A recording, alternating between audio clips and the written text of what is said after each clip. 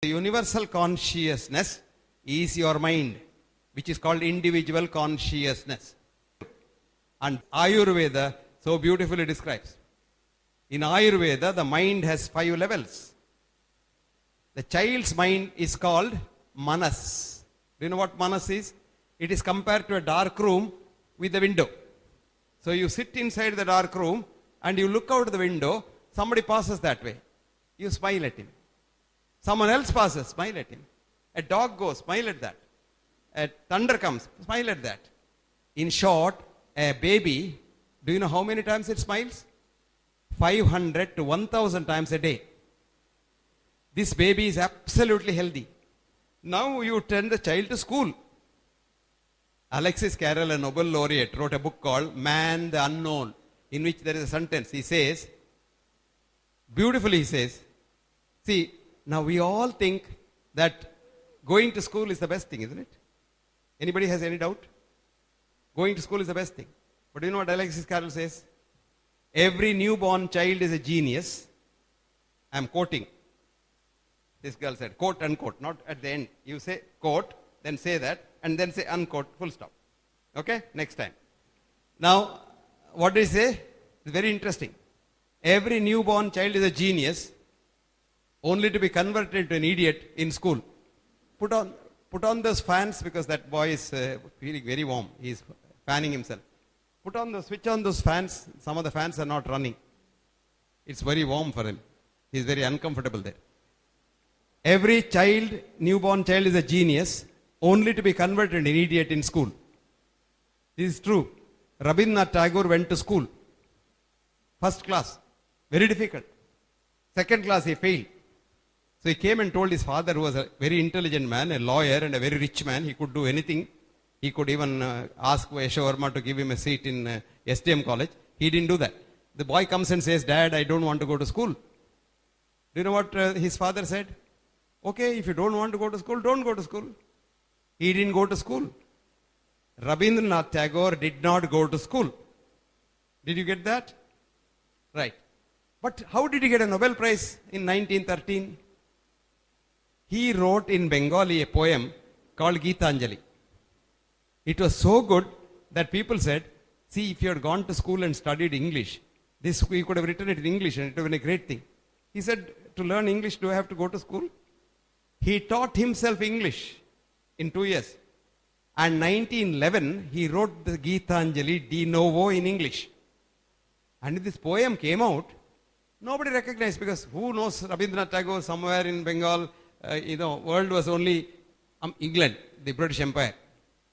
But one English poet, he was an Irishman, William Bentinck Yeats, Yeats, not Keats, they're 100 years difference. Yeats was reading this poem. And Yeats had got a Nobel Prize that year, that was 1911, for English poetry. And Yeats read this and said, my God, look at this poem. It's about 100 times better than mine. And I have got Nobel Prize and nobody knows this man. So those days there was no email, no phone. So he wrote a letter to Tagore saying that, Mr. Tagore, please give this poem to me. I will write a foreword for that and publish it in England. Tagore said, do what you like. So 1912, Yeats publishes Tagore's Geetanjali in England.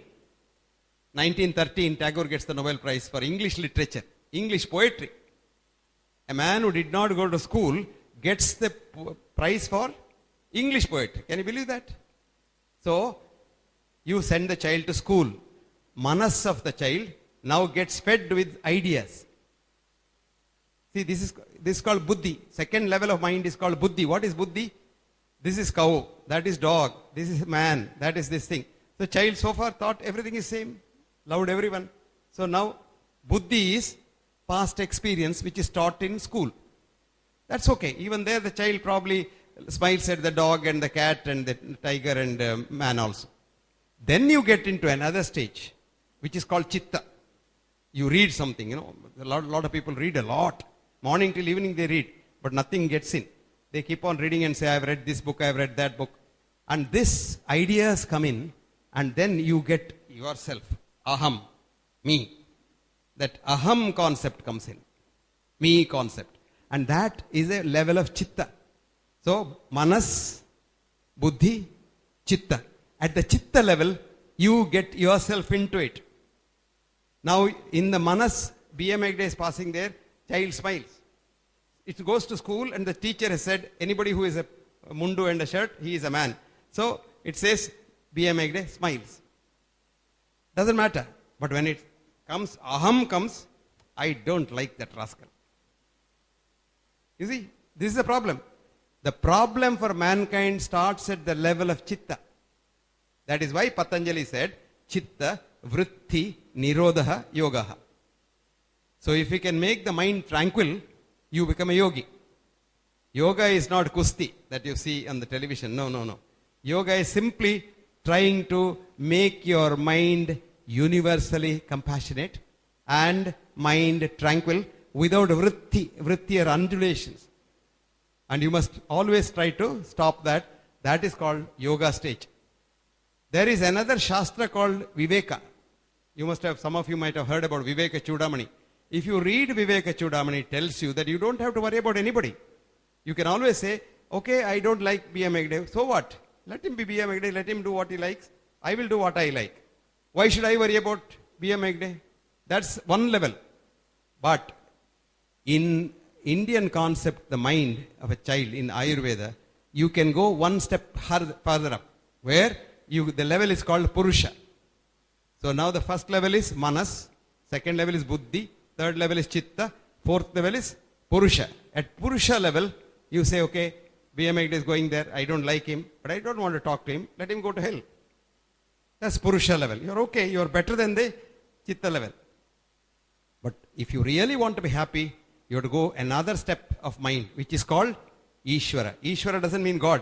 Ishvara in Sanskrit means one who is one with all the things. One who can treat triumph and disaster just the same. And at that level, you are called Ishvara.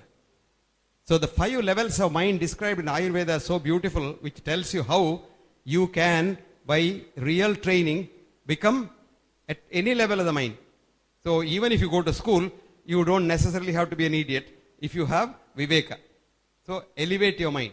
It's a beautiful concept which you don't have in the Western say mind only. Jokingly, some old man asked, where is the mind? The other man said, never mind.